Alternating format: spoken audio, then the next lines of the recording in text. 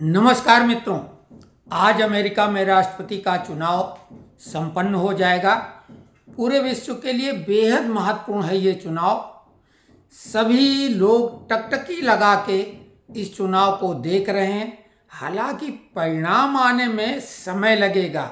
America का चुनाव बेहद जटिल प्रक्रिया से गुजरता है और बावजूद इसके इस चुनाव का परिणाम जनता के हाथ में पूरी तरह से होता ही नहीं है।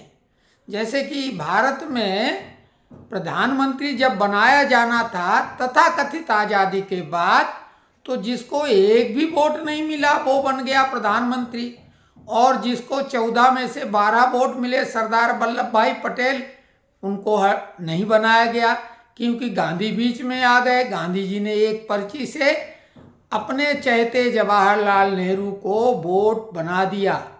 अमेरिका में ही कुछ ऐसा है, वहाँ एक नहीं 538 गांधी होते हैं जो कि इलेक्टोरल कॉलेज में समाहित होते हैं। गांधी वो वहाँ होते हैं 538, 50 इलेक्टोरल कॉलेज में।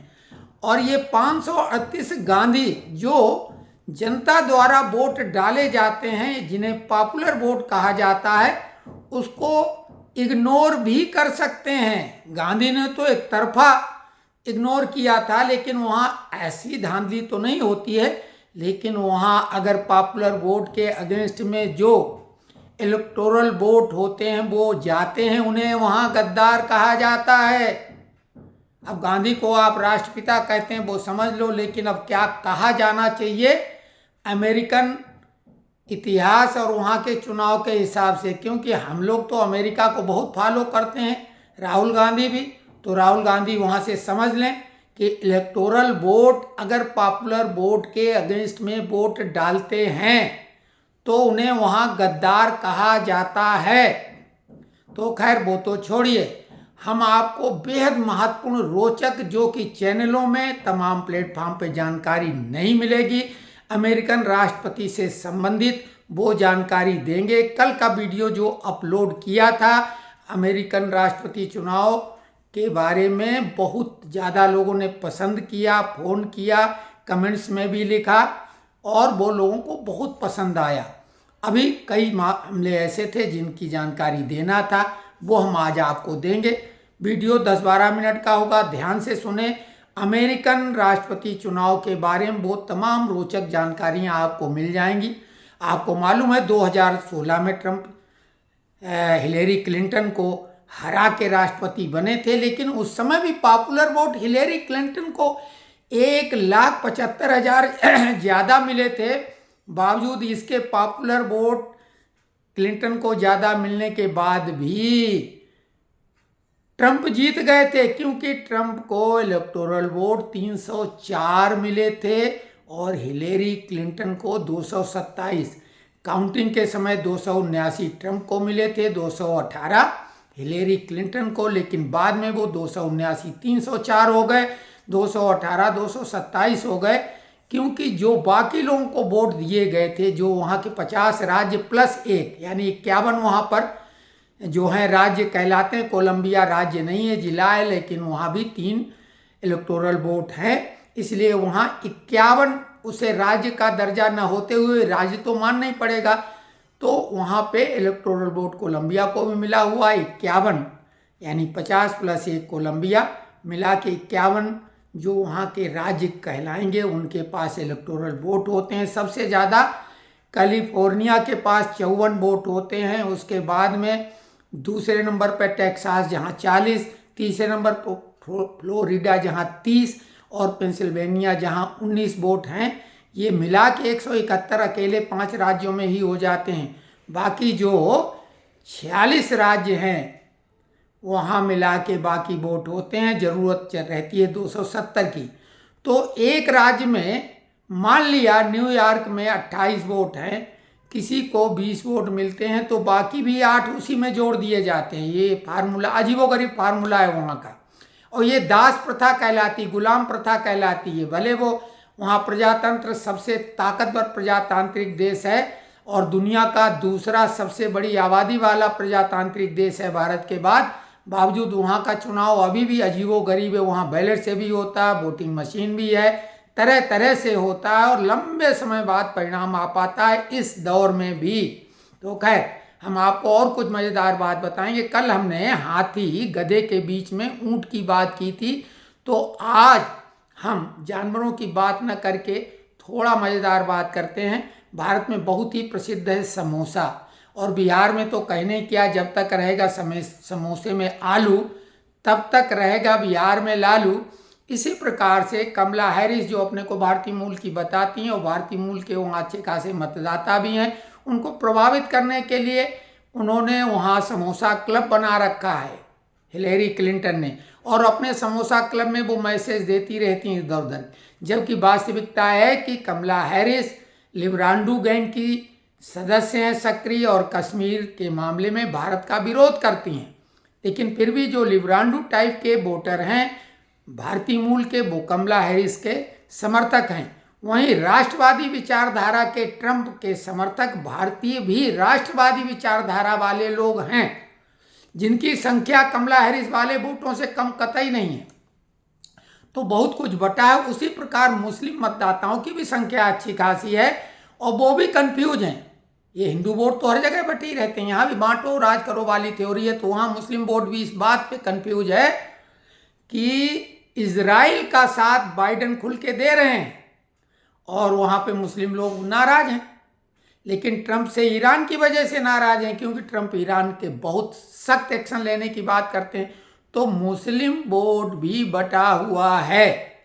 जबकि रूस यूक्रेन की युद्ध को रोकने की बात ट्रंप कर चुके हैं, और इन 4 सालों में बाइडेन ने जो सरकार चलाई उसमें अमेरिका जो सुपर पावर का दर्जा रखता था वो सुपर शब्द हट गया, पावरफुल देश रह गया है। ये बात अलग कि नाटो का वो इंजन है, नाटो का सबसे अगुआ देश है, उनका नेतृत्व करता है, उसमें 32 ताकतवर देश हैं। इसलिए नाटो की ताकत के आगे दुनिया नतमस्तक है। चाइना रूस भी नाटो के आगे बहुत ही कमज़ोर साबित होते हैं, क्योंकि नाटो में जितने भी ताकतवर यूरोपियन कंट्री तो हैं, बाकी जैसे जर्मनी, इंग्लैंड, फ्रांस, इटली, ये सभी ताकतवर देश नाटो में है, 32 देश। तो कुल मिला के अमेरिकन चुनाव बेहद महत्वपूर्ण है, चाहे व्यापार के मामले को हो। IMF भी उनके ही कंट्रोल में है। जब किसी देश को कर्जा देने की बात होती है, मदद करने की बात होती है, तो कुल मिला के चुनाव बेहद बेहद महत्वपूर्ण है। हम इसके बारे में कुछ और चीज़ें भी आपको बताएं कि जॉर्ज सोरोस का नाम तो हम सब लोगों ने सुना ही है। एक खलनायक है, दुनिया में सरकारें गिराने में माहिर है, और अमेरिका में वो खुल के बाइडेन के साथ में है। और यही नहीं, ट्रंप जो हैं उनके साथ एलन मस्क खुल के हैं। दुनिया का सबसे रईस और पैसे के मामले में सबसे ताकतवर व्यक्ति एलन मस्क, एक्स का मालिक जो पहले ट्विटर था, टेस्ला। और तो उसका मालूम ही है कि सैटेलाइट का कैसा मामला है।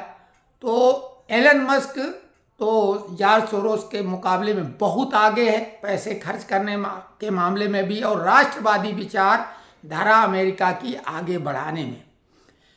अफगानिस्तान वाले मामले में बाइडेन ने अमेरिका की भद्द पिटवा दी थी, सारे हथियार वहाँ छोड़ दिए थे। हालांकि उसके पीछे मंशा अलग थी, उस पर हम एक अलग वीडियो बनाएंगे, और उसमें भारत ने किस तरीके से बाइडेन के मंसूबों को ध्वस्त कर दिया था वो बताएंगे। आज तक उस पर किसी ने वैसी चर्चा नहीं की है। अगर आप लोग कमेंट्स में कहेंगे तो वो बताएंगे, आपकी आंखें फटी की फटी रह जाएंगी। और साथ में सीना 56 इंच का आपका भी हो जाएगा जब भारत की कूटनीतिक विजय, उसमें आप देखेंगे कैसे मोदी ने संभव बनाई थी। तो बाइडेन ने सुपर पावर का जो है तगमा वहीं खो दिया था अफगानिस्तान में।